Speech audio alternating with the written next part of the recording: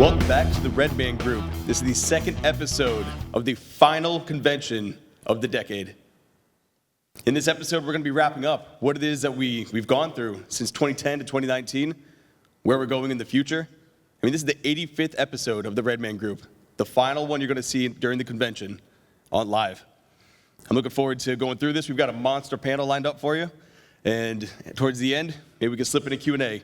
To my right, all the way, we've got Alexander Juan Antonio Cortez, Jack Donovan, Tanner Guzzi, Stefan Molyneux, Ivan Throne, George Bruno, Pat Stedman, Phil Foster, and Ed Lattimore.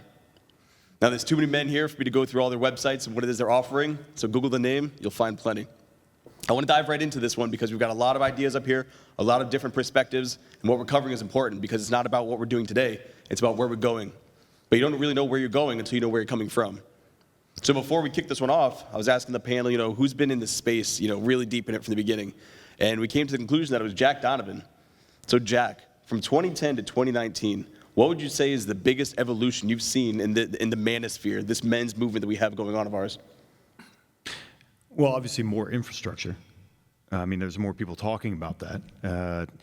Tanner and I were just talking, we started seeing the first websites, and it was just kind of angry guys who were, had just gone through their first divorce, and they were like, hey, something's wrong in the world. Something's not the way, the mainstream narrative about masculinity and so forth isn't what is real, and it's not what's working, and it's not what's working in the dating world and all that, so forth. But what's really changed is, I think, with the infrastructure and obviously a huge conference that you can come to and people traveling from all around the world, going to Poland, all that. But also the shift towards positivity. Not just like, oh, what are the problems in the world? Let's focus on the problems in the world. Let's focus on the problems in the world. Let's do something about it and start something positive. And so I think that's a really good evolution, because as long as you're focused on the problem, you're focused on the anti, and there's no pro, there's no light to move towards. And so that's a really positive evolution to this. I like that. Yeah. Something that you said one time was, you can't just be reactionary, because all you're doing is echoing the response to them, and at no point are you creating anything original. And actually, Tanner, we were talking about that, how there was a common theme here where every speaker came up and they were talking about the need for action. Let's not talk about the theory behind everything, but what can you do with that information? So do you want to talk a little to that? Yeah, I think that's, obviously that ties into what we've been doing here, but I would say that even ties into what my experience has been. I first remember stumbling onto this corner of the internet back in 2009, so I've been involved with it for a little while too. And to echo what Jack said, there's a lot of resentment, there's a lot of negativity, there's a lot of confusion. And in the last 10 years, we have seen more men taking action. You see men not just focusing on, here's why life sucks, why I've been lied to, but it's okay, what do I build? How do I make myself better? How do I make myself better financially and physically and with my relationships and with my own understanding of who I am and my mindset and everything else? And so there's now the momentum of building and doing as opposed to just resenting or theorizing. And so it's really cool to see that momentum is now working for us instead of against us. That's awesome. I'm going to toss it your way, Phil. So this is the final convention of the decade, and you've attended the previous 21 Con. And as you see these movements going and you see, being able to see the next phase, the next year of men coming together, what do you see this year that you liked about the convention, the speeches that were had, the content that was delivered?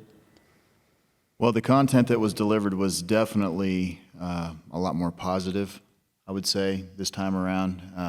Definitely centered more on straightening men on a path of success, not being so much of the pickup situation as it is to how can I figure out a way to progress in life and win. So what I like about that is it's every facet. The single men in here, the married men in here, the fathers, the divorced, there's something for everyone. It's the total package. It's not like this cookie-cut caricature we're all trying to live to. And that brings you to you, Pat. Your first time at the 21 Con. So what was the experience like, man? It was very positive, very, very positive experience. And I think that, one of the things that I see in the big shift from some of the, prior content I had seen just in the last year was that we're really moving towards a theme of the sexes win and lose together. And you can't have this idea of men and women being oppositional to each other It's not good for either sex. It's not good for society, and that men need to build themselves up. They need to learn how to become men so that they can have relationships with women and build the future rather than just try to take from the other sex. It's not transactional. We're moving towards a higher level of thinking. It's almost like working together, we can win together. That's right. You can't. I mean, society can't exist with men and women against each other. And that's a big, big shift, getting rid of that, those negative messages that was kind of in the trench warfare. I think that we're transcending past that, building a positive vision for the future. It's interesting that we've not had this discussion prior to, but the sentiment of just hope and a place to go and seeing a light is being echoed by all. So that's pretty cool. That wasn't planned. Stefan, another first-timer. How did you enjoy this? So it was good. The question around sort of the last 10 years, 2010 to 2019, I was thinking about that, and the first image that came to my mind was an enormous pile of cocaine. No, really. And the reason for that, I've never done cocaine, but I'm sure some people, yeah. So, from what I've seen in movies, like you got a big pile of cocaine and you have like a motel key or a credit card, and what you do, you take it down, you divide the cocaine for some incomprehensible reason, right? So you split the cocaine, goes into different things, right? I'll get there, just be patient. I did not expect this. This is exciting. I would already be there if I was on cocaine, I'm pretty sure. You wouldn't know where I was, but... So cocaine, right? So you divide, right? Now, when you stand for something, what happens? You divide the world. You're like Moses in the Red Sea. When you stand for something, what do you gain? You gain great enemies and you gain great friends. That's the price for standing for something. It's an old quote from Churchill talking to a young MP in the House of Parliament in the lead up to the Second World War, and he said, "You have enemies? Good. Good. That means you have stood up for something sometime, somewhere." That's what happens when you stand up for something. You get great friends and you get great enemies. And the reason I'm talking about this at a men's rights conference, I think it's a specifically male attribute to be more comfortable with being hated in the pursuit of virtue. And that's what I see here. I mean, we've all probably been lied about or slandered. You can go take a look at my Wikipedia page, and it would be something like they write that about Satan, and I'd be like, nah, that's too much, man. That's come on, that's too much, right? The socialists took it over, slandered like crazy, and then locked the whole page. It's all garbage, right? Yep. But that's a badge of honor because it means that I've stood for something, and I've annoyed and angered and enraged exactly the right people, And so that, I think, is one of the things I get out of these kinds of conferences is standing with other men and women who've stood up for something and who have divided the world into friends and enemies, into allies and enemies. And, if we're not willing to make enemies, we can't really achieve any good. It's like being a doctor and saying, well, I really want to cure people, but I never want to annoy any illnesses. Not going to work, right? So I think what comes out of this kind of solidarity is, it's okay to be hated. In fact, it's a good thing to be hated by the right people, and you can guide yourself that way. So when you stand for things, as we all know, you will gain your enemies and you will gain your friends. And then you gain something called virtue, an identity, and a strong effect on the world, which is all worth it. Well said, and I think that ties in very well with taking action. Because when you take action, you'll find conflict. People will stand up against you, and then you'll see, well, are you willing to take the next action? Are you willing to continue down that path, whether it's success and people start saying, why are you eating healthier? Why are you working out? What are you obsessed with? No, I'll keep going forward. Now, to tie that into cocaine, Ed. I knew that was coming. There's a bunch of people who are going to think that somehow I'm the party guy or something like that. The only guy who needs a straw for his water. What he was saying, what Stephen was just saying about having the enemies, I remember last June when Alexander and I spoke with Mike Cernovic up in New York State, and I talked about it on social media, and then one of the more liberal friends of mine was like, oh my God, I can't believe you're speaking with Mike. We can't be friends anymore. And then I wrote a post about this, and I said, short of it coming out that like somebody was diddling kids or something, I'm going to do what I said I'm going to do, and your pressure is not going to have an effect on me, because what type of message would I be sending to the world if I cave because somebody decided they didn't like who I was sharing the stage with? To which I had another person write back to the email and go, you know, it's all good and all well, but I think I'm out too. And I'm like, I don't even like, I know who the person is, but I'm like, we don't even talk. I mean, they just gotta let me know, right? But I think that is the biggest change over the past decade, is that we are big enough and we are influential enough and we are making enough of an impact, plus the internet has gotten huge with social media, that we have real enemies, people who are attacking us Wikipedia, on social media, shutting down platforms.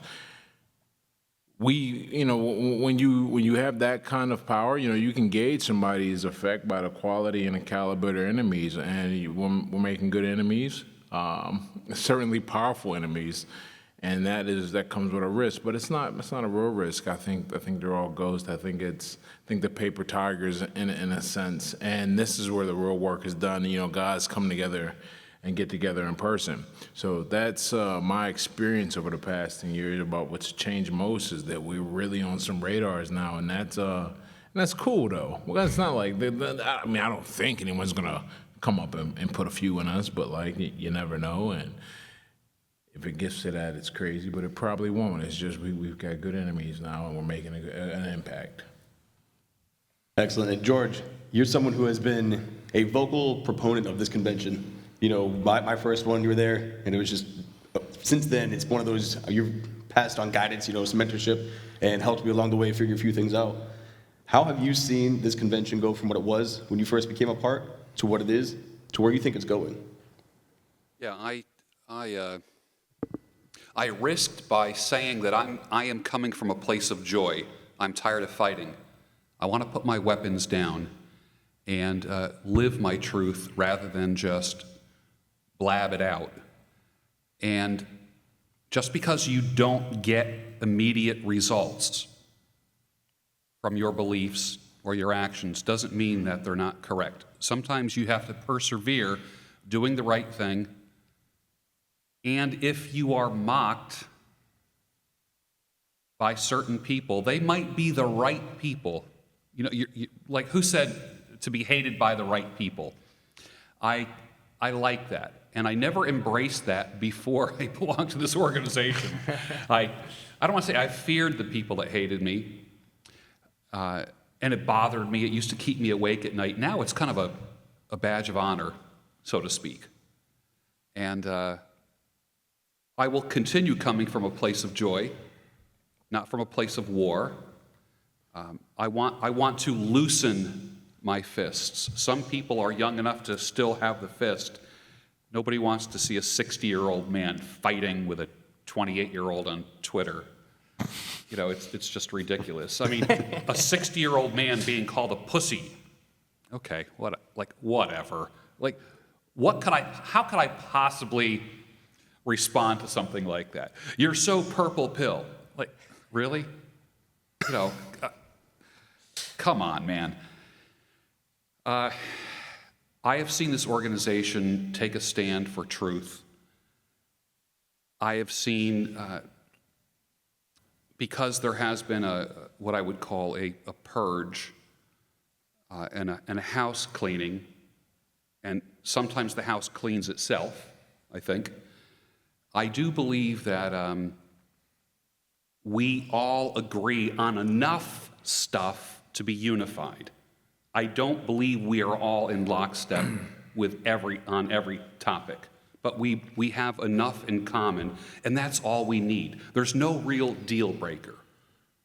There's no real deal breaker here, and I feel the same about all of you guys here. Like, you know, I know we don't see eye to eye on everything, but I'm so cool with that because we reflect, or I should say, our audience reflects us.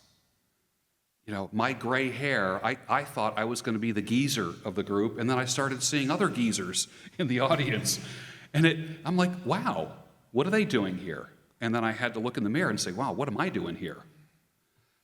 So I think it's going in the right direction. We are diverse in age, race, sexuality, status in life, but we all have the same goal, and I love it. That's all. It's, we call it getting the gang back together. But every time there's new faces showing up, new perspectives that are coming in. And during my speech, I actually brought up there's no right way to live life. So you just own what your path is going to be. And someone that kind of helped me better understand this was actually AJ. Because when I first got my first hate brigade, because I copied his list and put it out, and that was like the first time I felt like, you fool. First mistake I made was do anything he did. But I was getting like real death threats, and I'm like, whoa, this is Twitter. Like, what? And he was the one who's like, hey man, here's how you separate that, and don't let it bring you down. If anything, use that to build yourself up, because now you're sending a message out that's going against the narrative, which is against us. So AJ, how have you been able to maintain that? You've had multiple, and it's like you smile more every time it happens. It's so sick. I don't consider myself a high-level provocateur. I could run with the Joker theme, but I'm not the Joker. With that said, that in mind, I realized many, many years ago when I was in high school that there was a certain level of subconscious dissonance between the world as it appeared and the world as it really was. And I couldn't tell you what was the right way to go about solving that, but I could see that things were wrong. And I realized at some point in time that comedy, or just really satire, to sort of hit things where it hurt the most, where their insecurities were, where what was behind the curtain was hiding. If you could hit that, you could sort of reveal truth that way. And it's not always sophisticated. I wouldn't characterize myself as being very articulate in doing so. I'm more like a blunt instrument. I'll just strike something, and hopefully there's pain there. And we'll find out if it hurts me back, oh well. But in doing that, if you want to play that role of trying to be a beacon for something, let's just say beacon for truth, and you're trying to live your life as a man where you actually stand for something, you're not captured by the modern world and it's sucking you dry, you're going to have people that don't like you. You're going to make enemies. You're going to come into contrast and come into conflict with your friends, your family, your loved ones, your work. That will happen. And I think for a long time, the Manosphere, when it kind of started out, it was a lot of guys that were very much in the shadows. They're sort of like living like the ruins of the modern world. And they can see that things are wrong with the dating market. They can see that things are wrong with what they were taught. They've been unsuccessful with women, which by definition, you're unsuccessful at life itself. And things are wrong, but it's very disjointed. It's not cohesive at all. And over the last 10 years, we kind of evolve into some sense of cohesion where, okay, there's like-minded men. There's also people that think like me. And this is affirming. It's good. And now you have brotherhood. You have camaraderie.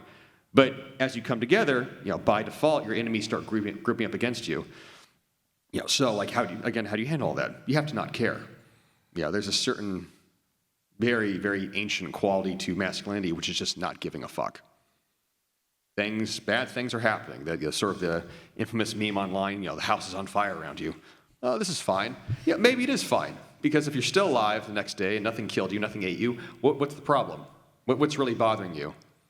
Most things only last for a day, a week. I've had mobs come after me for a week straight. I hope you die. I hope your whole family gets raped and you die in a fire, then I kill you and you get to watch. I've had every manner of thing thrown at me. I'm like, this is going to go away in a week. You're going to go back to playing Xbox and you'll forget about it. And they all do.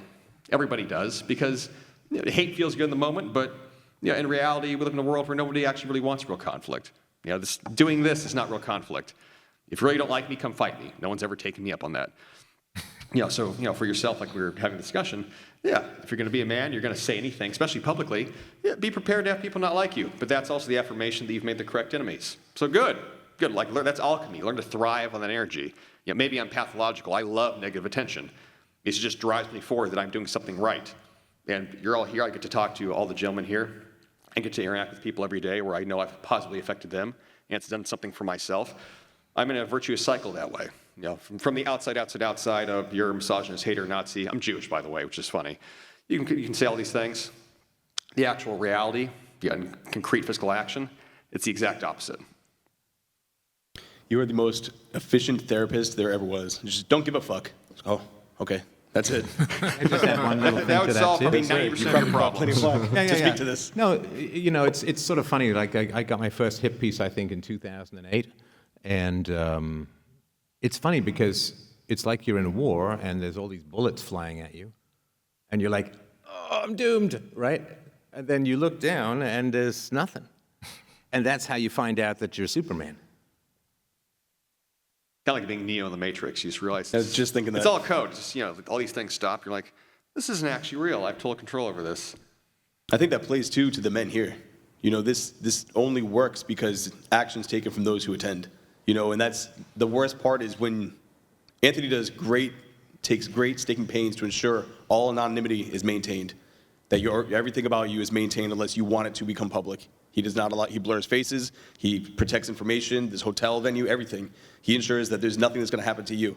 And the problem is when people attack the 21 convention, you're the best product, but we're not going to share that. At no point did he say, to defend my brand, I'm going to throw you on the fire in front of me. When the whole world came crashing down against the 21 convention, at no point did he even consider, hey, look at all these testimonials. Hey, I can show you lives that have changed. He didn't do that, and that says something to yourselves as well, because many men stood up. So not only was he looking out for you, but you guys looked out for him. I saw many go to his aid, and I think there's something to be said about that. And that brings it to you. Over the years, how have you seen the caliber of men change that have been attending these conventions? So I've seen a couple of different things. On one hand, the growth that I see from the men who come, they attend, they take part, they do the work, they make the friendships, they get the knowledge. It's a beautiful blossoming to see.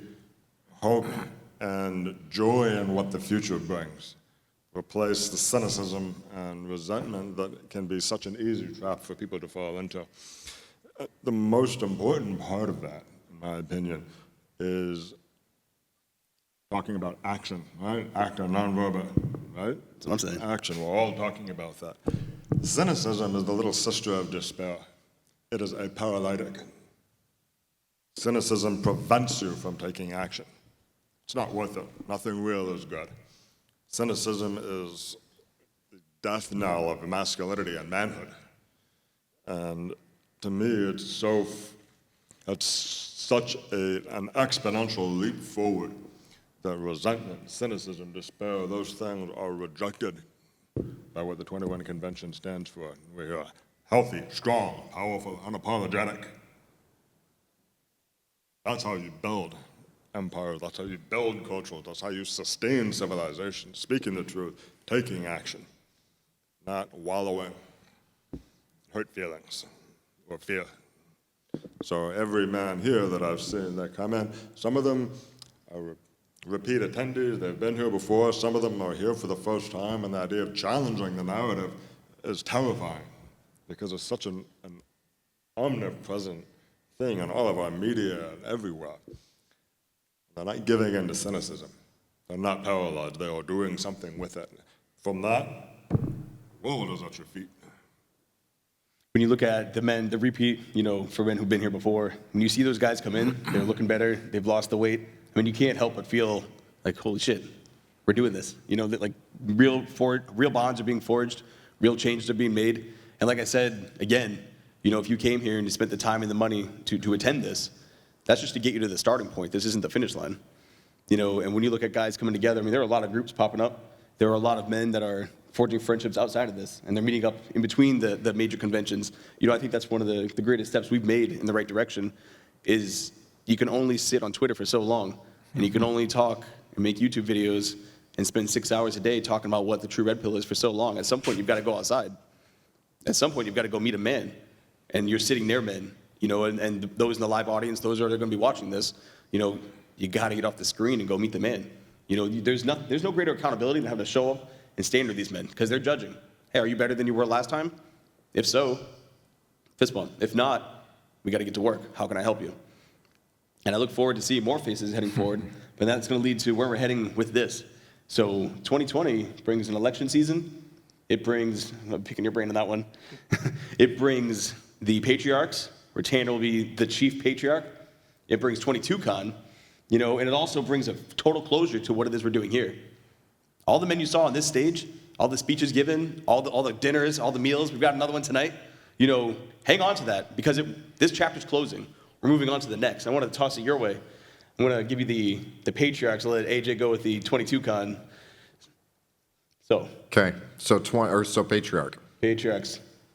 I'm excited about this idea, and obviously we tested this out this year, and it went really well because moving away from the idea of despair or the battle of the sexes and the idea of resentments or these other things, and if we really want to be able to build a culture, to be able to make it something that's appealing and inviting as opposed to just reactionary, you have to have families. This can't just be a thing for men. This is not a men's rights thing. This is not a reactionary movement. It's not anything else like that. It's an alternative culture to the ugliness that our current culture continues to wallow in and debase itself toward. And so the idea of helping men become better fathers, helping boys before they ever even get to the point where they get broken, helping daughters recognize what good men are and how they can marry them and start families with them. You build civilization by doing that kind of stuff. And so I'm genuinely excited that that's the direction in which we're moving, that there's optimism. I'm excited to see what we're going to be able to do as far as creating culture with art and clothing and music and all these other things that we're going to be able to do, because it's no longer just in the trenches doing the battle. I'm going to get what I need to get and then get out. But it's optimism, it's future, it's family, it's fraternity, it's all these other things that actually make this enjoyable and something worth doing. And I think an event like Patriarch is a really good jumping off point for us to do something like that. No, I completely agree. And actually, before we moved on, Phil, you're going to be joining us next Patriarchs, aren't you? Absolutely. You got the call today that he'll be taking the stage with the rest of us. So it's a good one. Father of a daughter. And it's interesting, and that kind of segues back to 22Con, is Rich Graham said in the last Redman group, he thought there'd be a market for couples to go to this where both are working on each other. Now, we're running 22Con the same time we're running Patriarchs. That means you're going to have an all-male group on one side, all women on the other side. How do you see that playing out? And do you think that'd be beneficial for couples to go and learn? How do you see it going down? Yeah, I have no idea, honestly, as to how that will go down. I think there's definitely, I don't want to say a market, but there's oftentimes this vast oversight by not just the manosphere at large, the men at large, but the men at large, that women don't care to learn about men. And the reality is that women are fascinated by men, and the vast majority of women wish they understood men better. And I've seen this play out in the sort of the romantic market the last decade and a half, where women can tell that there's a dearth of authentic masculine men, but even when, let's say, they find them, or even when they're trying to find one, they don't know what they're looking for, which is one, and two, they actually don't know how to interact with a man. They're bad at it. And they know they are, but they don't know what is sort of the right way to go about changing that. It's very similar to the men that find the red pill. Okay, I've had ineffective, low tension, this unsuccessful relationships with women I've been taken advantage of. I'd like to change that. But then you have to rethink what you understand, know about women, which is subsequently rethinking what you know about yourself, reassessing your image of what a man is. Women kind of have to go through the same process. Now, that said, obviously, most women, they tend to be more resistant to, let's just say, self-improvement change. A lot of women's self-improvement, it's you're great, you're a princess. We could go on about that. It's easy to complain about. But for those women who really want to try to do that deeper work, where do they go to? You either have to find, I guess, a woman who's gone through it herself, or you have to find a man who, in essence, sort of takes the place of a father/big brother figure, and they're going to show you the model of what a man is. And I think 22Con can perhaps sort of fill that space, hopefully. Yeah, that's my aspiration for it. Somebody has to, Also, we've got the 2020 election. Stefan, how do you see that impacting what it is we're doing and where it is we're going? I know they covered it briefly on the last one, but I really want to dive into, tensions are going to be high. Tensions are going to be high, and for those of us who are online, you got to build up your alternative platforms, because it's going to be savage out there in social media. It is going to be, I've already experienced it this year, just with the lead up to the Canadian election. But it is going to be brutal suppression and censorship out there in social media. So, build up your alternative platforms. There's BitChute, there's Gab, there's Minds, lots of other places where you can go. Get used to engaging with maybe a more alternative audience, because you're going to need a lifeboat or 5, this coming year. Because they know what got Trump in was social media, right? Mainstream media hated him, academia hates him, Hollywood hates him, TV hates him. So the only people who didn't hate him, in general, other than the people who voted for him, were the people in the alternative media. So the Marxists, the leftists, they didn't spend 50 years infiltrating the mainstream media and academia and Hollywood in order to hand over that hard-won power to social media. So they're going to work very hard to suppress those voices. And so for those on social media, get your alternative stuff. For those not on social media, or for those who don't have kind of like a show or something, well, most people are very uncertain, most people are very malleable, and most people will conform to the strongest will around them, right? So think of people like salmon, and you're like the current.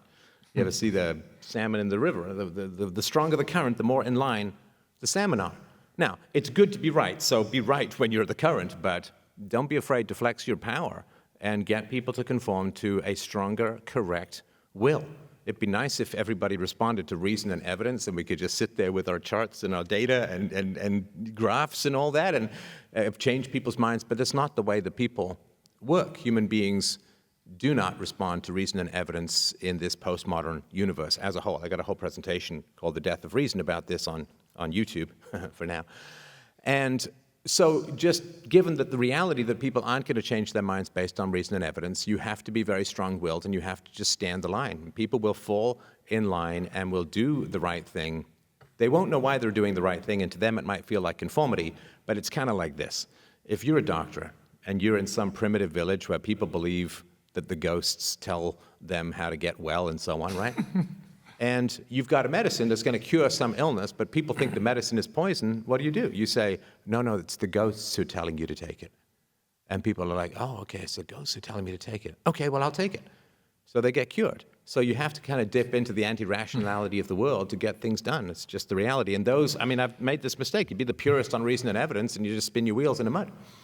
So recognize where people are. Be very strong-willed. Once you've validated your own perspectives, be very strong-willed. And people will mostly fall in line. There'll be some who will fight you for a while, and there'll be some people who will reject you. But if you're in the right, don't give way an inch. Don't give way on anything. And you'll be absolutely surprised how many people will just fight you and shrug you and fall right in line. I'd like to give a follow-up your way, actually.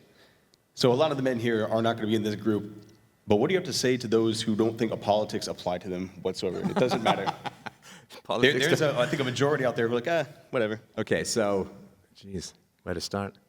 If Hillary Clinton had won, we could well be in a significant war by now. Right? She was the one who was saying, well, if we believe that Russia has infiltrated our systems, that's an act of war. I think she said Russia. She probably meant CIA. But no, Hillary Clinton, open borders, mass amnesty, massive provocations to war. I mean, look what happened in Syria, look what happened in Libya under Barack and Hillary. Libya was destroyed as a functional state. Now there are open-air slave markets, massive tribal warlord gangs, and it has opened up North Africa to pour millions of economic refugees, so to speak, into Europe. Who you vote for has a massive effect on your life. I mean, think of the millions of people who have jobs, millions of men who have jobs because of Donald Trump. You remember Barack Obama with the, well, there's no magic wand to bring manufacturing jobs back. We don't know how to do it. It's like, well, no, you don't know how to do it. But that doesn't mean it can't be done, right?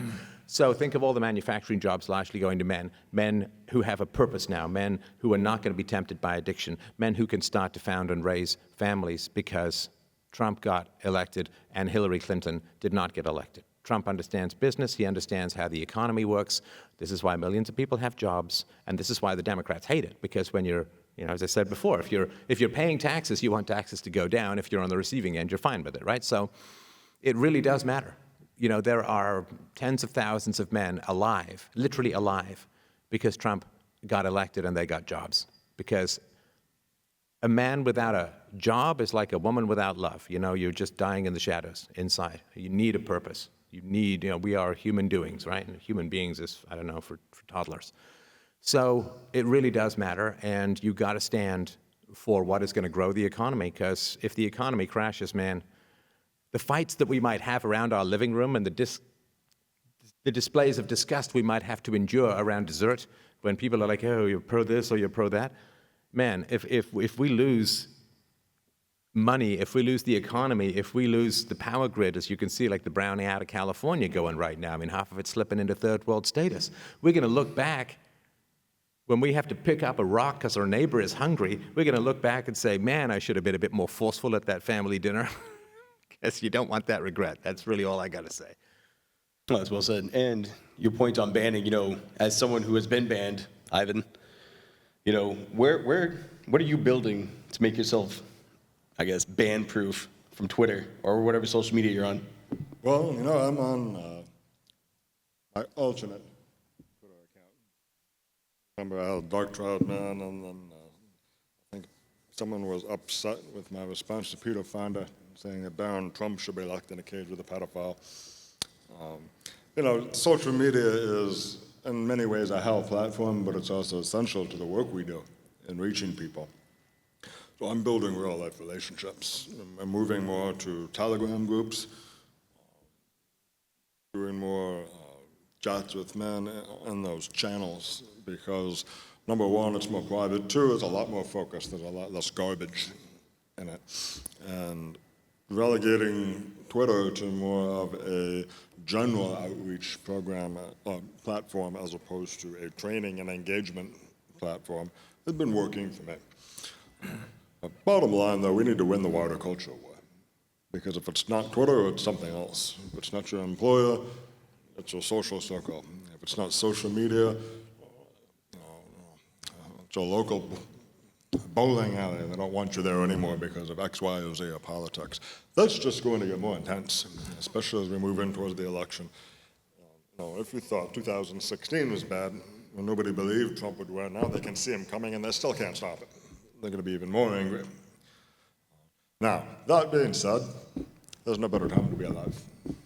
Massive opportunity. I'm having more fun in politics in the last few years than I've ever had in my life, and I love politics. And really, the thing that struck me, a famous general, the guy who unified Japan, I won't tell you the whole story, but they had a fun expression for him. They said that where his army marched, the spring wind blew. Because it was just such spirit, just unbridled, just sheer joy of being a human being, doing what human beings do, being at the apex of what his culture allowed him to do. And it infected the entire nation. We're seeing something very similar now. And that's a coattail, that's an example, that's an inspiration I think we can all use. Keep going, keep pushing. Don't take any prisoners, because they won't. Speaking of joy, Ed, you seem to be the guy who can always find a good time. You've got the smile, and you're like the most conflictive person to people because they can't put you into a box. No, as soon as they can't. say, like, oh, you're on our side, you're like, no, I'm talking about that. Or then you're mixing it all around on them. How have you found these binary extremes? Are you seeing more of that? Are you seeing less of it? Are you forging new ground? Am I forging new ground? So pretty much my whole strategy, what we're dealing with a lot of this is what people, I really want people to continue to look one way. While they're looking one way and arguing and fighting about one thing, I'm on the other side, building up a big following on Twitter, now IG, where I can directly send people my mailing list, all of that. And I'm not quite sure what I will do with it, but here's what I do know. We're here in this event and in person, and I'm a bit more pessimistic. I think that this country, as we know it, that ship sailed maybe about 20 years ago, we'll go 10.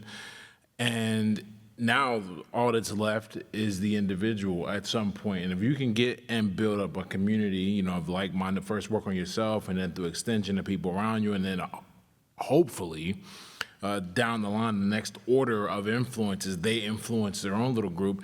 That's pretty much, at least I think here. I mean, I really think the combination of capitalism and the ease of, because I think capitalism is great. I don't want you guys to think I'm bashing capitalism or anything like that. What I'm saying is when you align a financial incentive behind a lot of things, then that's what's going to go. That's what's going to happen, and you remove responsibility as well for actions, or rather, you remove the ability to be punished if you make the wrong mistake, and that's what we've done. We've combined those two things, and I think culture is done. So what I'm trying to do is continue to do outreach, continue to meet up with people. I mean, on my own dime, no one sent me. I mean, I think I went to 7 or 8 different cities this year alone just to meet up, to have dinner with guys, to see guys, DC, Dallas, Napa Valley, Atlanta, here in Orlando.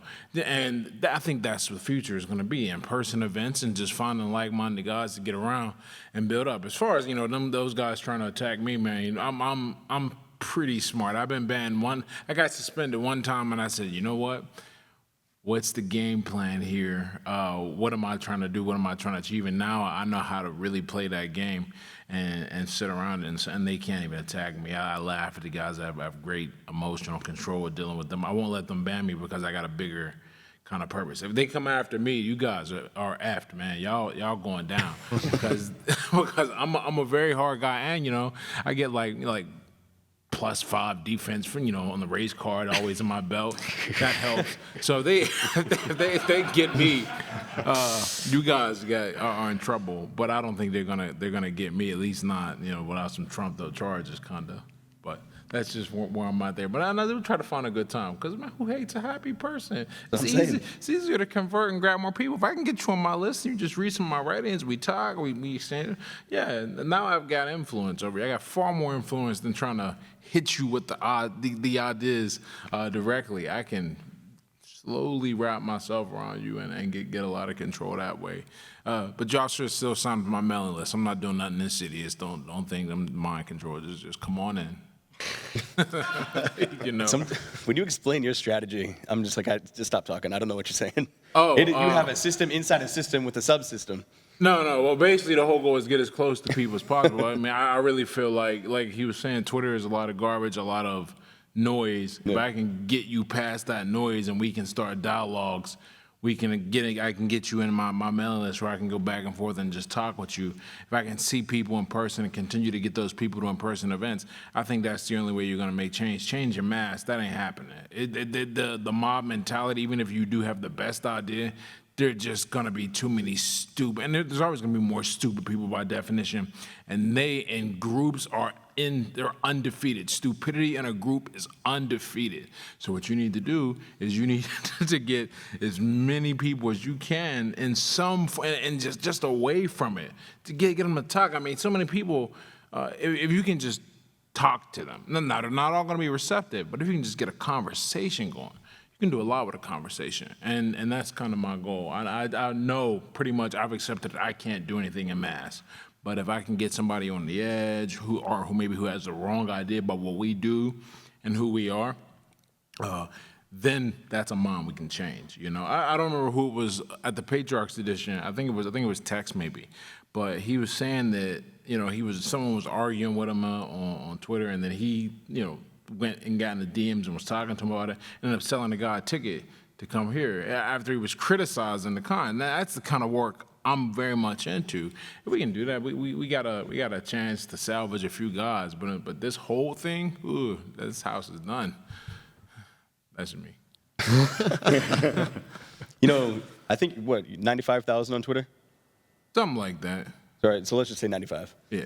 There are some guys out there who are like, I'm just the average dude. They can't relate to a lot of content creators. Like, I get it. You're building the growing. A lot of guys here, they just work and they want to do events like this. They want to meet men. And it reminds me of Phil. That's what you do. Mm-hmm. Yeah, you're up here on this panel because of the message that you've shared.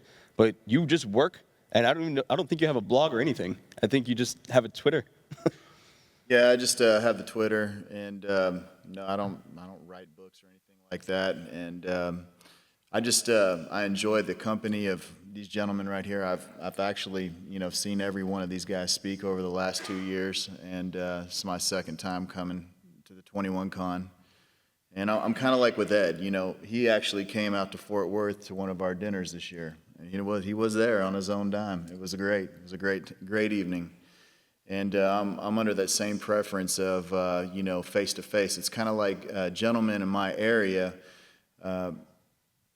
Like, for instance, my she's got a little boyfriend, and her dad was like, well, where are you going? And I said, well, I'm going to Orlando. And it was kind of like, okay, so I know this guy, he leans right, he's conservative, he's raising his family right. And I said, he goes, so what are you doing down there? Is it for work? And I said, absolutely not. I said, it's a community of men that I've found through the internet. And he goes, so what do you guys talk about? And I said, well, basically, it's a discussion on how men can improve their lives, whether it's through business, relationships, society, and masculinity. And he goes, no shit. They actually have something like that? And I was like, absolutely. So I shot him the information for the 21 Con, and he's actually interested in coming next year. It was a pretty interesting discussion like that. And I just think that the more that we as human beings walk away from, I don't use Twitter so much to promote things because, I don't live off of that, but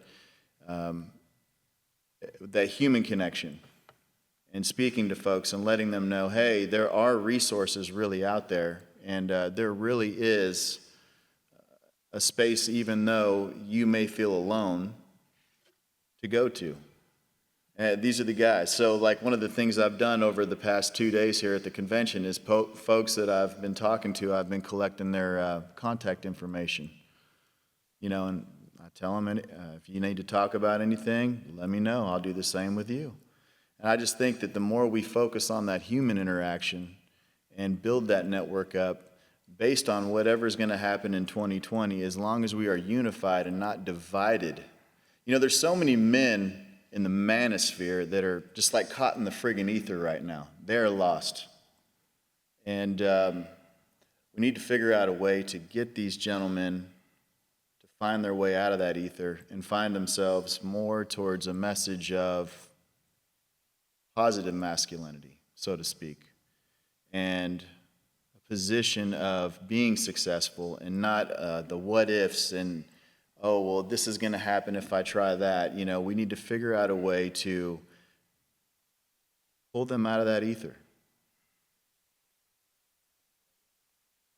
And I think the takeaway for all here is make that network, because if you get banned off Twitter, if you see your content creator get knocked out, they're not taking your cell phone. You can reach out on that level. It doesn't have to be through the social networks of somebody else's platform. Make your own. Create your own little tribe. Get your own together. Phil, you guys, quarterly dinner, correct? Absolutely. It was actually Ivan's Feast of War that he did in Dallas last year. Christmas time was a really good time, and we all shared our contact information, and we get together quarterly. And we're actually meeting next Saturday for dinner and cigars again. So, and it's just carried on ever since that Feast of War, and we're grateful for Ivan for even getting that event together because it's a great group of gentlemen. Well, you never outgrow the need for the face-to-face stuff. I think a lot of times guys get the idea that, if I get to a certain level, if I have enough social media followers, or if my business is doing well enough, or something else, then I don't need that because I can exist online, and it's comfortable to exist online. And one of the things I think a lot of guys don't recognize is, even for us as speakers, for me, the biggest benefit of coming to a conference like this is getting to hang out with my friends, and it's a recharge for me. That face-to-face stuff for us is the biggest advantage to coming and doing this. And so even for us to try and build our own in-person tribes, our own people that we can rely on, our own people that our spouses or our children can rely on, because the internet's not going to save us. An online community is just a fledgling community. It has to be person to person. It has to be face to face. And so you will never outgrow that. I was actually surprised when Craig and I started the Fraternity of Excellence. I thought that chat would be the hub, and that's where all the ideas would be mixed. And then something happened. All the guys started meeting up in their own little sections, because as more men joined, oh, I live down the road from you. Oh, I'm 2 hours away from you. And now they're all having dinners weekly. These men are meeting up now. It's weird to say, but those are your friends, and you're no longer confined by proximity. And it's funny to see how those dots start connecting, because now businesses are being started. Now whole new groups are being formed, and they're running races and doing things. And it reminds me of George, who has connected me with many men. And George, you're kind of like hey, I know this guy and this guy, you two should talk. That's how I met Jim Burtamy, So how have you, and this goes back to Phil, you're doing this in person. So while you're doing this, you're talking to these guys, how are you finding a way to inspire others? And are you seeing that hunger where they're coming to you like, I'm feeling alone, I'm the only one thinking this? And you're like, I've got a whole group of men you should meet. Yeah, Malcolm Gladwell talked about a type of person, and he labeled them a connector. And I am famous for the question, who do you need to meet? When I go to networking meetings in Philadelphia and in that area, when I greet people, I always ask them, who do you need to meet? And if I can make a personal one-to-one introduction, I literally, physically bring them over and meet them. I do that a lot on LinkedIn as well. So I will say to the audience, follow me on LinkedIn, connect with me take a look at my contacts. If there's anyone there that I can make a personal introduction to, I'd be happy to do that. So check me out on LinkedIn. And the same thing with all the panel members here. But what a high calling it is to connect people. And I do that humbly. And I may not have all the answers, but I know a lot of guys. I have all the answers through my network. And I'm not afraid to delegate. I'm not afraid to say, I don't know, but I know someone who does. And it's, a few of us have pen names. A few guys put yourselves right out there. And there's a risk to that, because by doing that and putting yourself there, you're exposing yourself to the attack. You know, Phil's rocking the hat. We've got Tactical Soap right here. There are companies and there are men and there are people who want to support what it is we're doing. But if you never put yourself out there, they can't. If you never, hey man, shake my hand. This is what I've got going on. They're like, oh, wow. You never would have known because you never asked. And it's on you. By attending this, you put the burden on yourself because now you're armed with the information and you choose to use it or not. A lot of people don't have the information. There are millions of people out there. You know, I thought it was cool when I hit 10,000 followers on Twitter. I was like, I'm going to get recognized somewhere. It's going to be awesome. Nope. Nobody knows I exist. And there's something motivating about that is we've not even scratched the surface. But you're another wave of men going through this convention, the 18th convention, the final convention of 2019. And now you put a little bit more responsibility on yourselves to be that light, to be that little lighthouse to help others from crashing on the shore. And not doing so by aiming of becoming this caricature, but by becoming your own men. And Pat, I'm really glad you're here because you don't give a shit. You will say what you feel and what you believe is right. And whether that's, well, the recent one, you're like, this is going to piss a lot of guys off. And you shared, how to process emotions and how to deal with things. And I was like, damn. Like, it took balls to just say the truth and how you felt, knowing the shitstorm that was going to go your way. Well, I can't live any other way. And, one of the things I think that, people are going to look at this, and we're talking about some controversial ideas here, but the truth is that this is a de-radicalization effort. And I see that all the time. I mean, I think that that's a major thing going into the next decade because people are psychologically broken out there.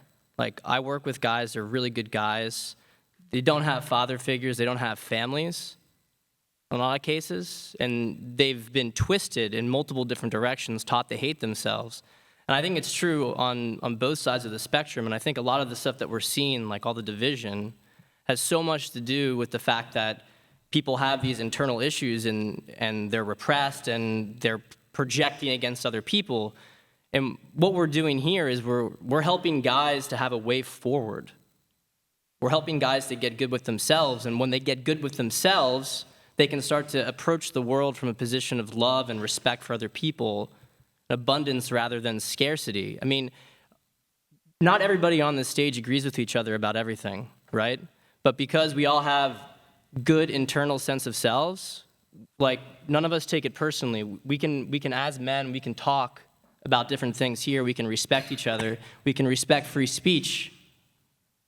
And guys who don't have that, guys who don't like themselves eventually are going to be like the Joker, right? And they're just going to flip out and they're going to start doing terrible things. And I think that that's one of the big shifts that has been made here, and that we have a real positive vision for the future. And, things are going to happen the way they're going to happen. I don't know. I don't know what the future holds. Maybe 2020 is the last American election.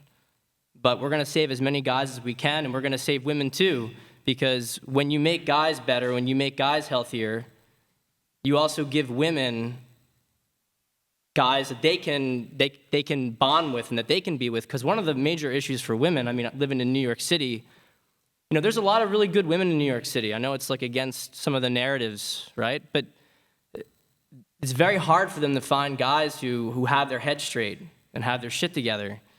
And we're presenting a positive vision of the future for men and women in society. Whatever happens, if everything falls apart, we're going to be a stable rock in that storm. And even people who hadn't seen our stuff before, if and when shit hits the fan, there's going to be a place that they know that we were ahead of the curve. We had some sort of defenses prepared. We had a place that people can go to. And that's what I really feel about this organization and the future of this movement.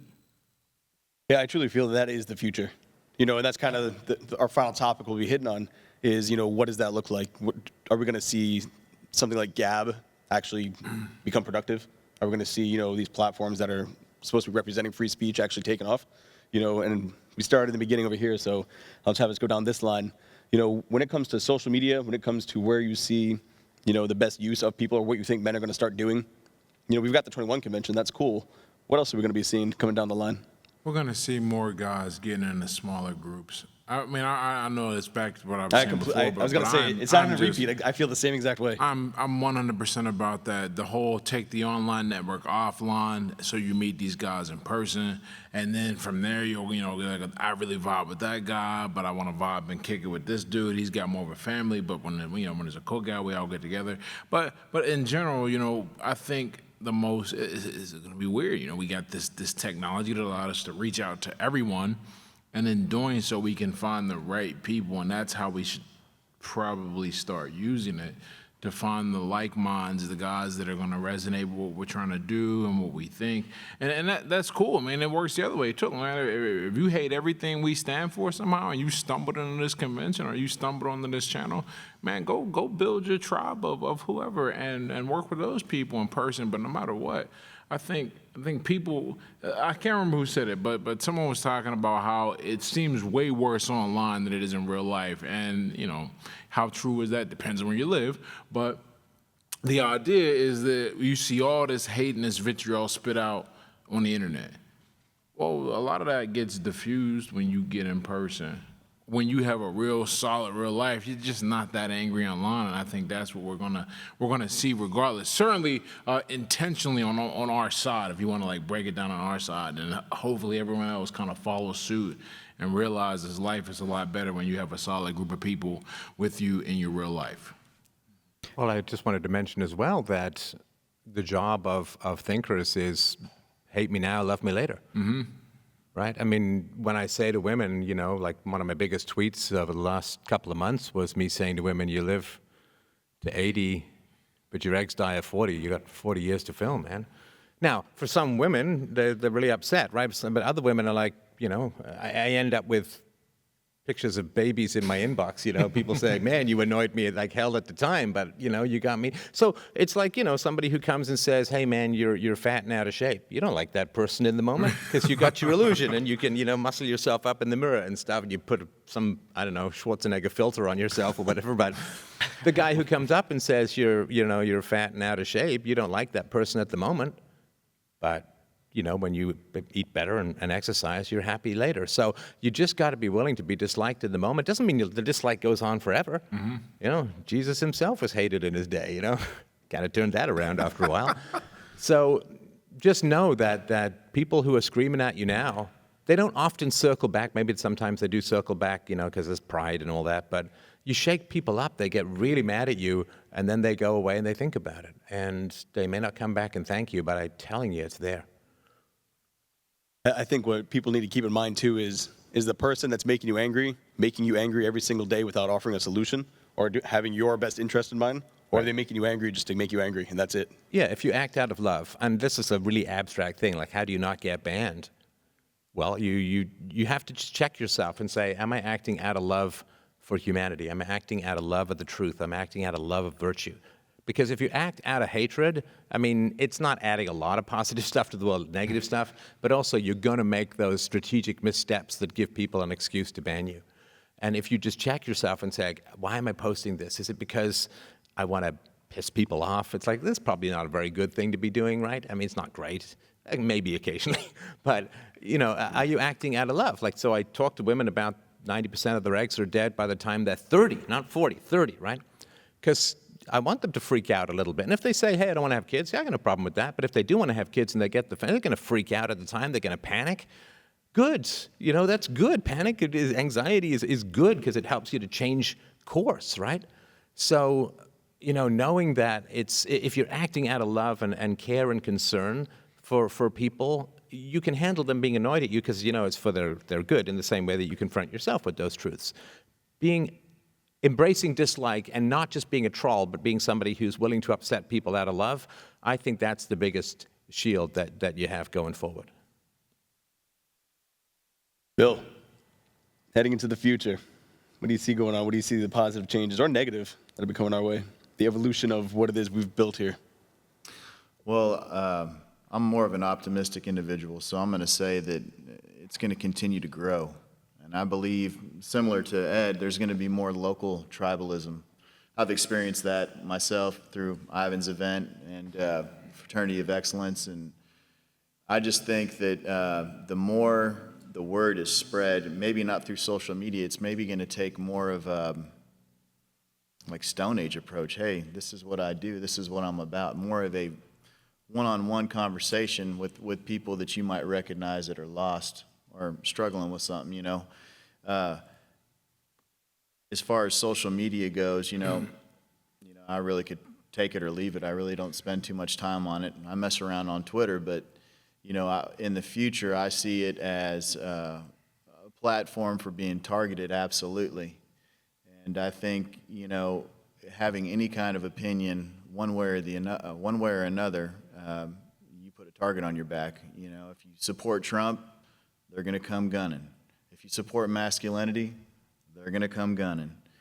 And I think you understand when you put that information out there on social media that, hey, when I put this out there, there's a consequence to it, and it's coming. And I think all the gentlemen out here that have social media that put stuff out there about that, I mean, they accept that, you know, that risk and mitigate it when they need to. So I just think it's going to be more of a tribalistic, localized tribalism, you know, and that's what I'm going to actually strive for where I live. So, Pat, what about you?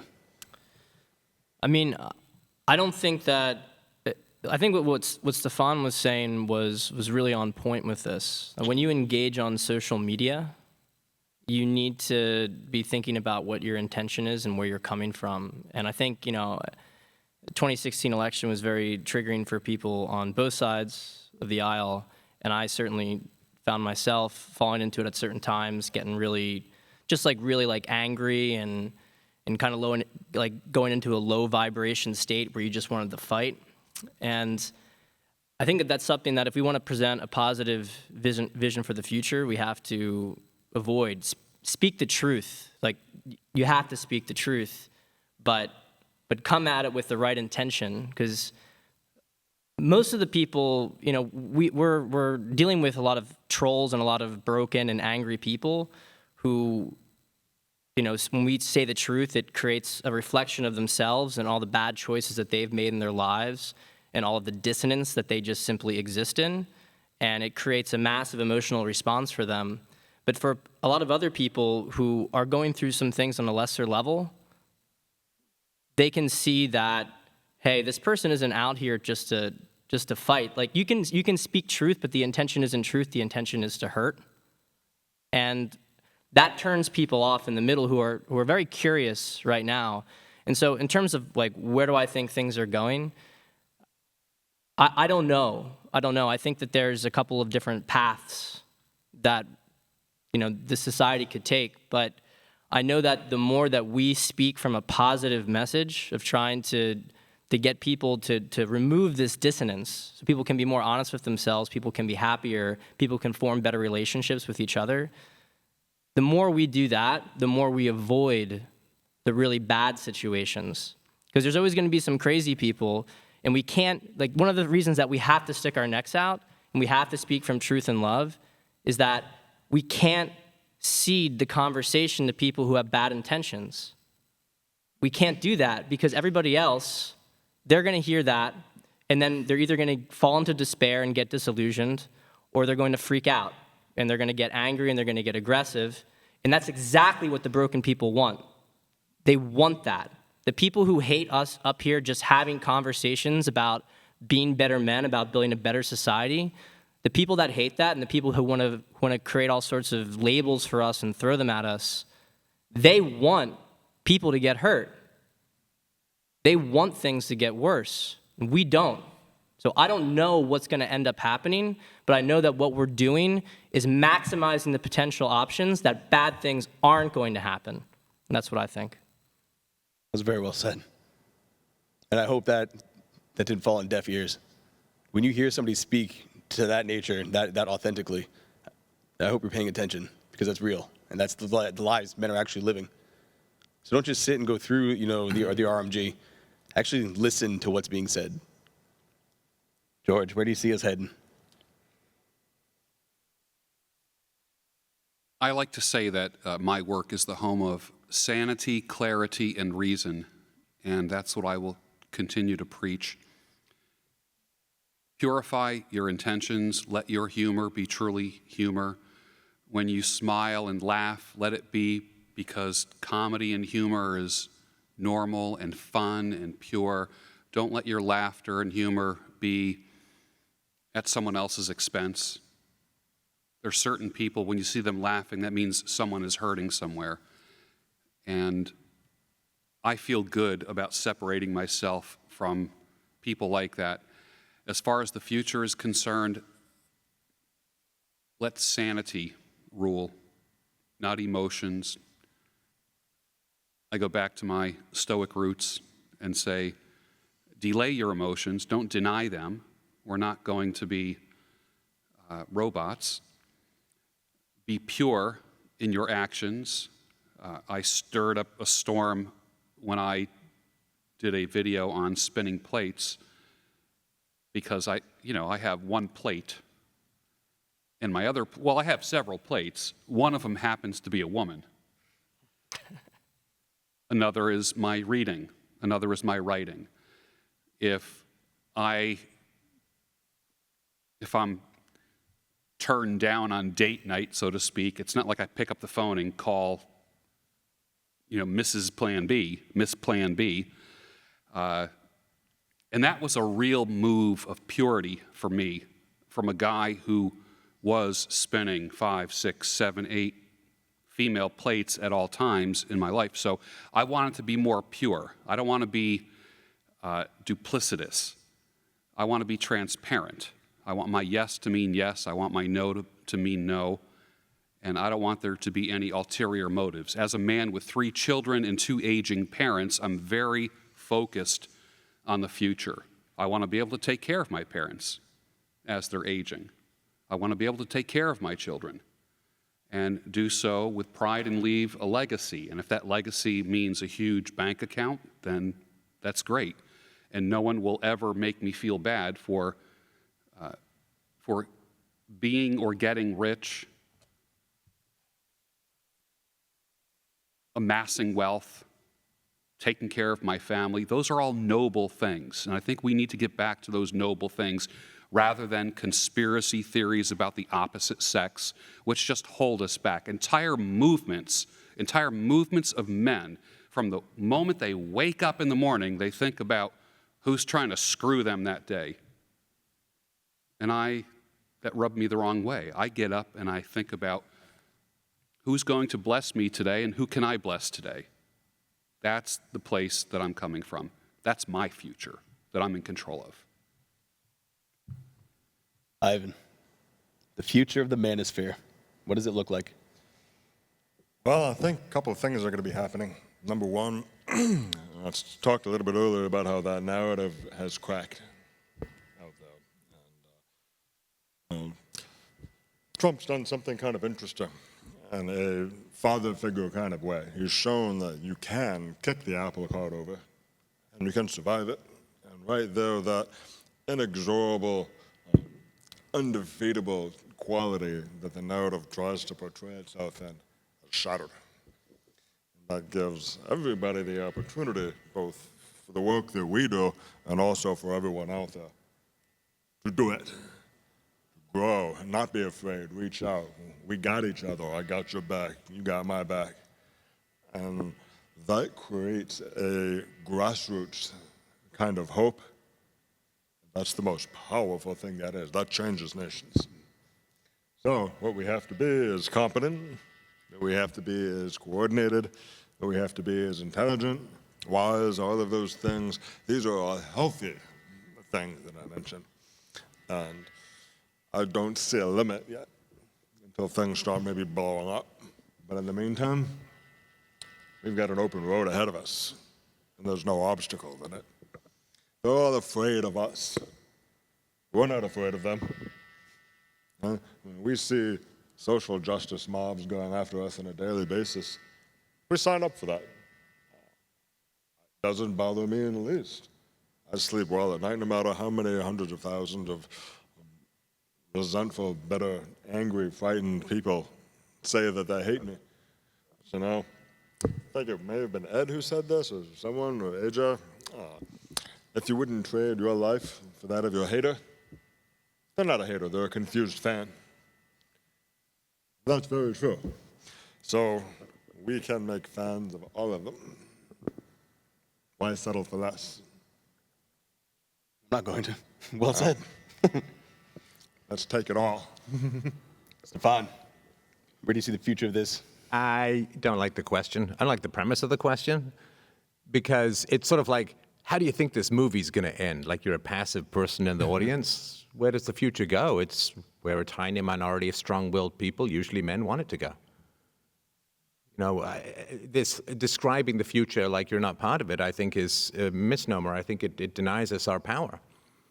If you look back at history, there are maybe 500 men who've defined it. Maybe 1,000. Depends how wide you want to cast the net, and we can discard art and stuff like that. But, you know, science, philosophy, politics, and so on. How many founding fathers were there? 13 that most people Something remember. like it's just 4 that maybe someone could name. Yeah, and so if you recognize two things. Number one, you have no idea how powerful you are until you're out there in the world. You know, I grew up in a single mom, welfare, poor, nothing home, right?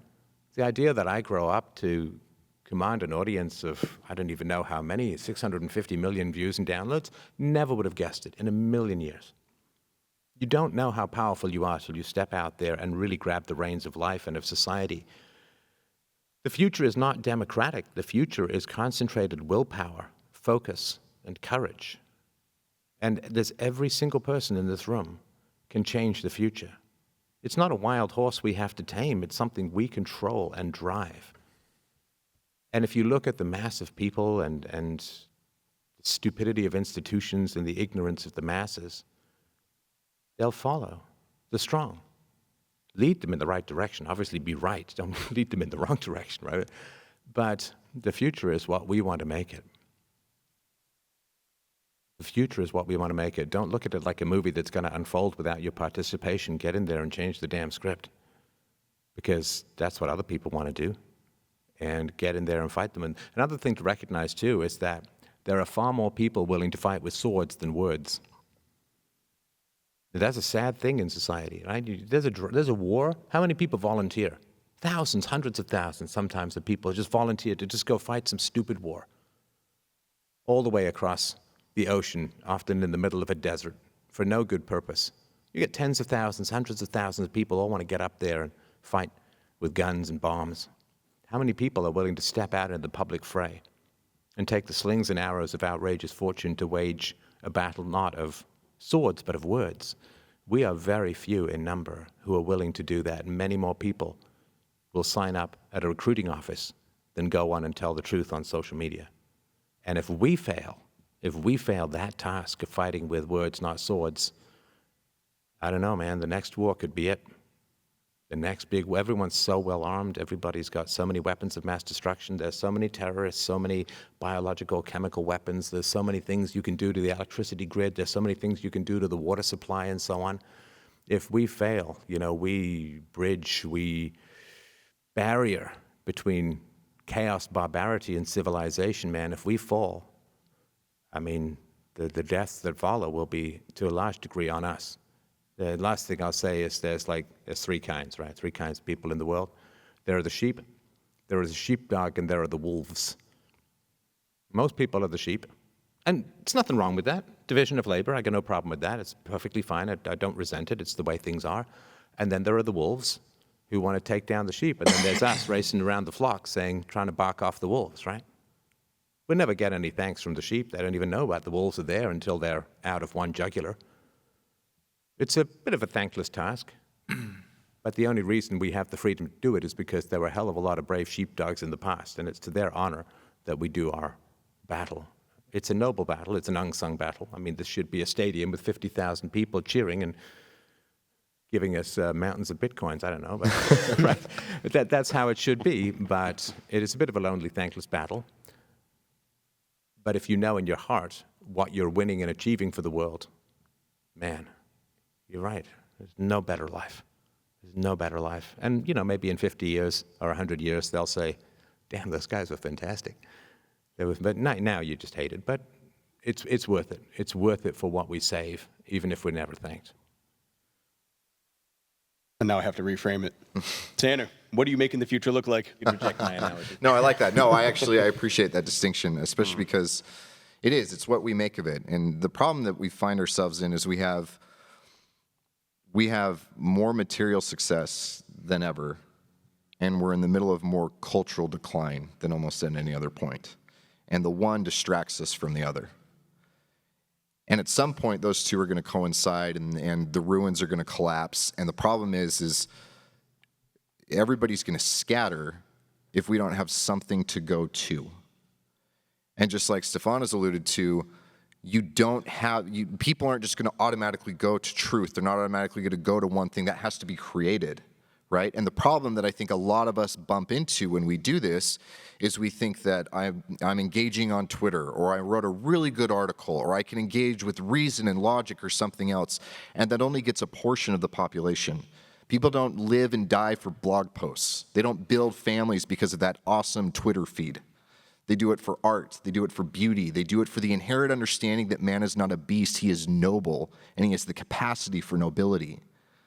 If we want to succeed, we have to reinsert our capacity for nobility, and we have to create a culture that celebrates that.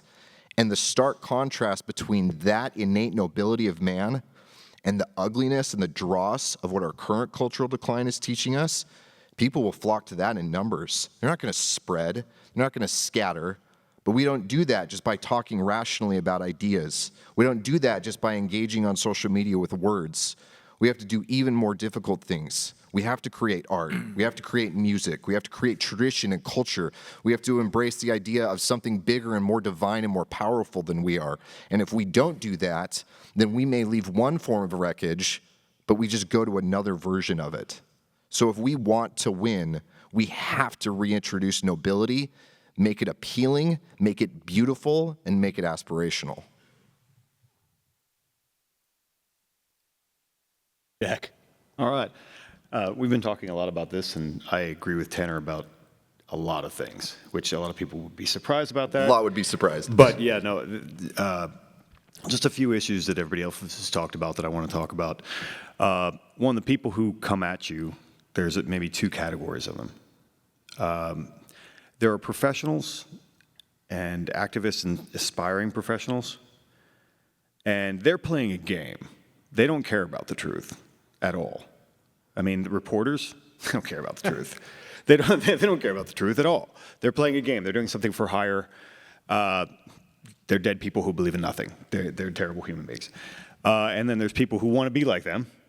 And then there's actual activists.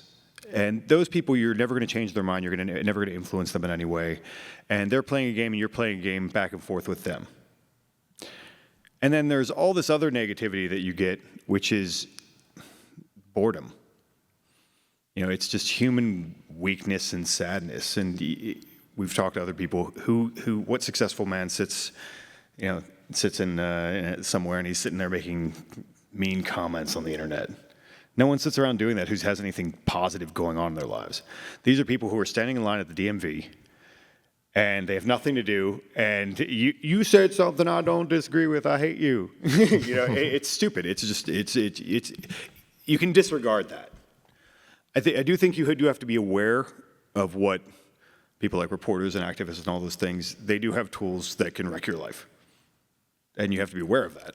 And you have to understand not only there's the courage of making a stand, but there's also strategy and understanding making smart choices rather than like, I'm just going to say whatever I want to say and I don't care. Because there are consequences to everything that you say and everything matters. And that's why I think, to build on what you said and actually a lot of what Pat said as well, I made a choice a while ago that I'm going to put out, you don't see me attacking people at all. I'm going to put out positive messages and positive imagery that inspires people.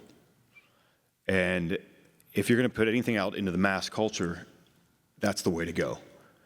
there's work that needs to be done, identifying problems over and over again. And I would say that's God's work. Someone has to do that, and God bless them, but it ain't going to be me. I've talked about the big problems in my life, but I'm also going to talk about what I think is good and what I think is beautiful, and try and represent that to the best of my ability. And that's the kind of culture I want to put out there. But in terms of where the media and so forth is going, that's the great stuff to put out to the mass media to the extent that we have access to it. I mean, on Instagram and all that kind of stuff, you can put out, hey, I'm working out, I'm getting better, I hired a photographer to take this great picture. You can put out positive images. But I also do think we are on the verge of a new Wild West of the internet, because all the old media, people built their whole lives around this old media, like, oh, I'm going to make my living on YouTube for the rest of my life. Well, that's not real. If you're going to say anything controversial, or you're just going to go off message, that's not real. But there are all these, other people have mentioned them. I've just only started to scratch the surface of looking into them, all these alternative, like blockchain servers and all these different things that people are accessing now. That's going to be the second wave, because there was a time on the internet not so very long ago where you could say any damn thing, and it was everywhere. And I think that's going to happen again in a different way. And finally, to wrap up what Ed said, and, I wrote a book on tribalism. I definitely think that people are going to have smaller groups in real life.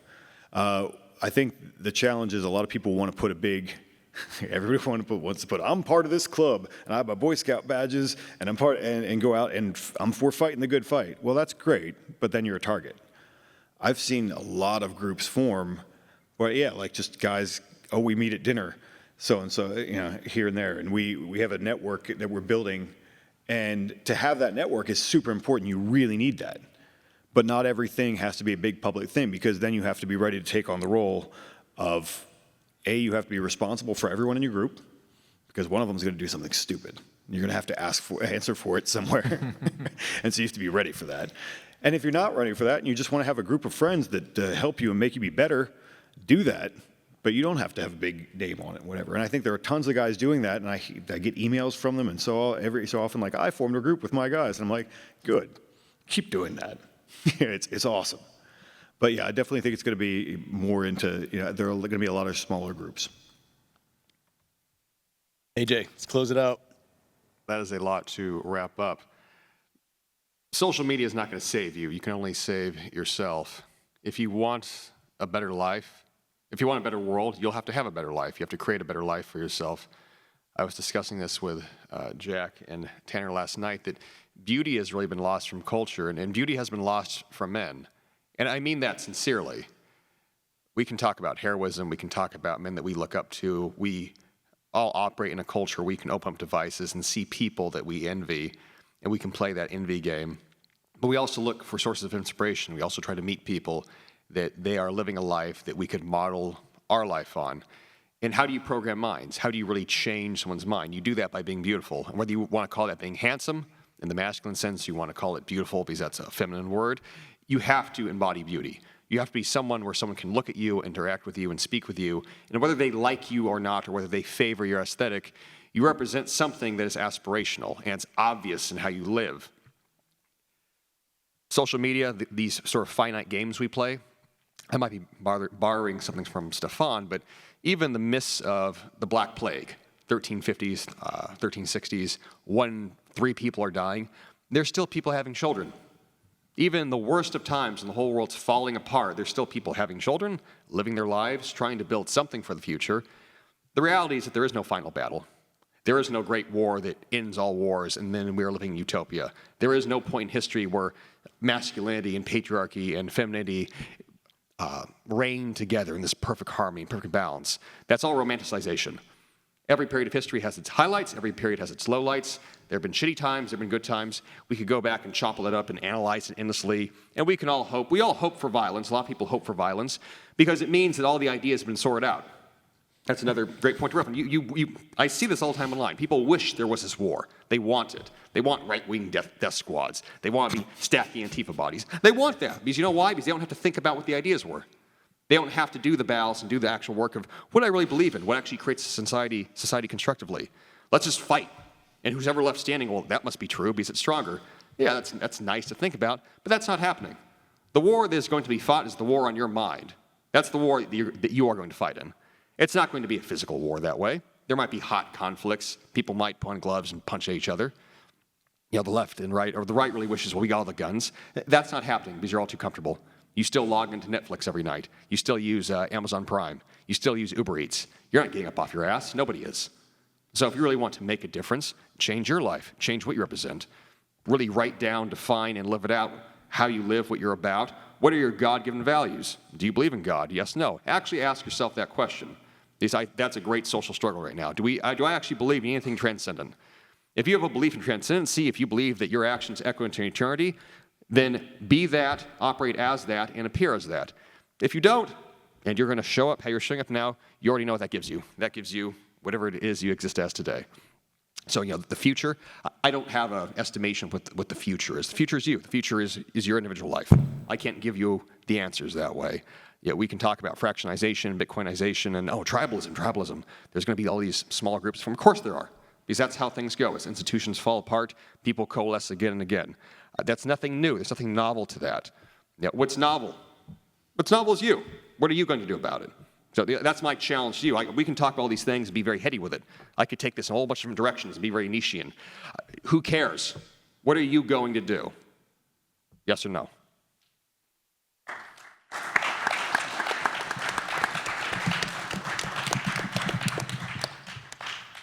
And with that, we're bringing the final Red Man Group Live 21 Convention panel to a close for the decade. We're done, gentlemen. Thank you for tuning in, and I hope each of you take the insights these 9 brilliant men shared with you, apply it to your lives, and take action, because it's not about being a well-read man. It's about applying the knowledge that you've learned to improve your life. If you're not doing that, you're not using the electrons properly. Thank you.